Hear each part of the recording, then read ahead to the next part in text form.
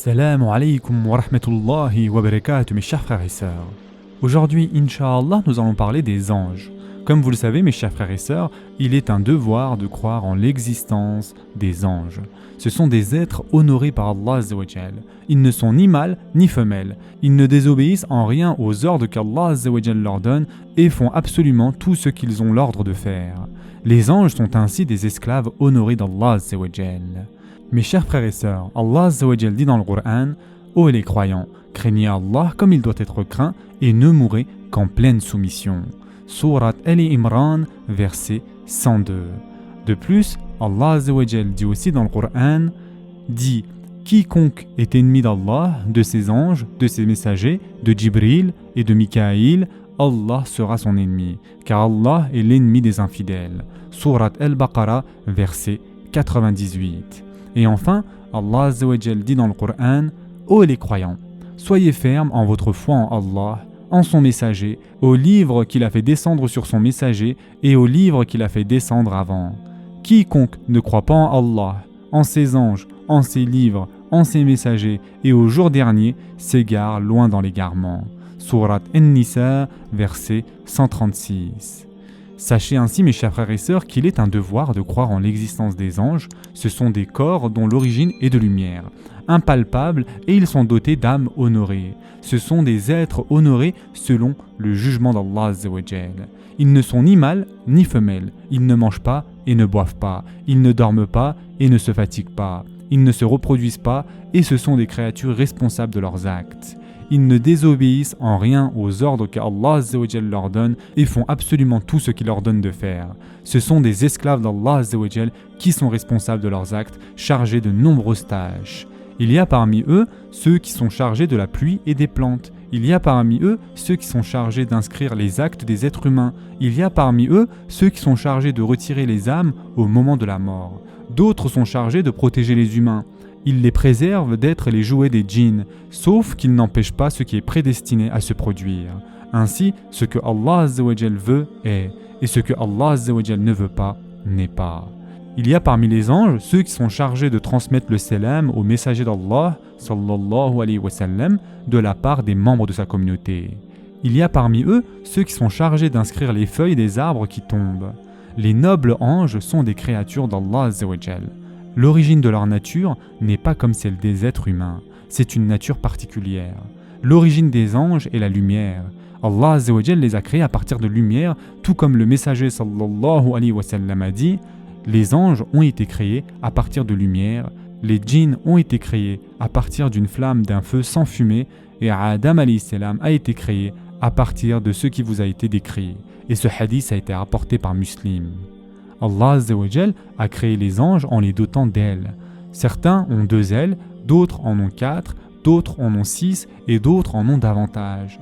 Allah subhanahu wa ta'ala a fait que certains anges ont plus d'ailes que d'autres. Il a été rapporté dans le hadith, d'après notre prophète sallallahu alayhi wa sallam, que Jibril alayhi salam, qui est quant à lui le chef des anges si vous voulez, a été créé avec 600 ailes. Allah Azza wa Jal, le créateur éminent, qui est exempt de toute imperfection, crée ce qu'il veut. Il fait dans ce qui lui appartient ce qu'il veut. Et Allah Azza wa Jal dit dans le Coran: louange à Allah, créateur des cieux et de la terre, qui a fait des anges, des messagers, dotés de 2, 3 ou 4 ailes. Il ajoute à la création ce qu'il veut, car Allah est omnipotent. Sourate Fatir, verset 1.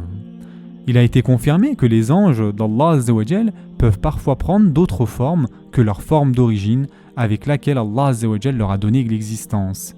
Il a été authentifié dans de nombreux hadiths et confirmé de la part du messager d'Allah que Jibril alayhi salam, l'ange honnête chargé de la révélation, est venu au prophète éminent sallallahu alayhi wa sallam sous l'aspect d'un homme qui avait des vêtements très blancs et des cheveux très noirs intenses. Mais sachez, mes chers frères et sœurs, qu'Allah subhanahu wa ta'ala nous fasse miséricorde, que lorsque les anges prennent l'aspect d'un homme, ils n'ont pas d'organes génitaux. Tout comme ils ne prennent jamais l'aspect d'une femme, comme le prétendent certains membres d'autres communautés que la communauté musulmane. Au point que certains leur font des statues à leur effigie sous la forme de femmes avec des ailes. Ceci est contraire à la croyance des musulmans. Allah Azza wa Jal dit dans le Coran: ceux qui ne croient pas en l'au-delà donnent aux anges des noms de femmes. Sourate An-Najm, verset 27. Et donc, mes chers frères et sœurs, que l'on prenne garde à pareille croyance. Il se peut qu'un ange prenne l'aspect d'un oiseau également.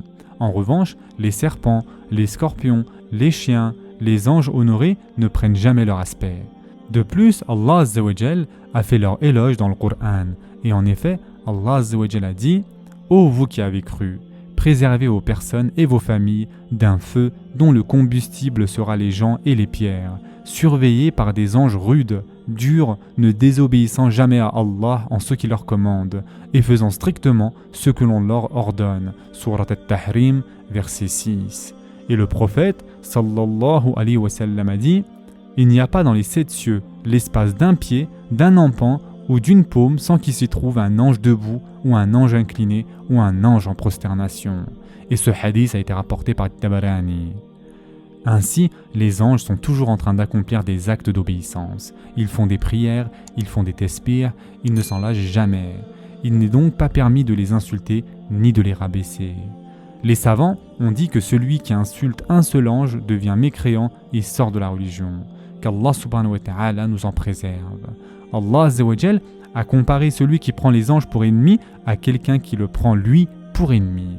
Et en effet, Allah Azza wa Jal a indiqué que ceux qui considèrent les anges comme ennemis sont des mécréants.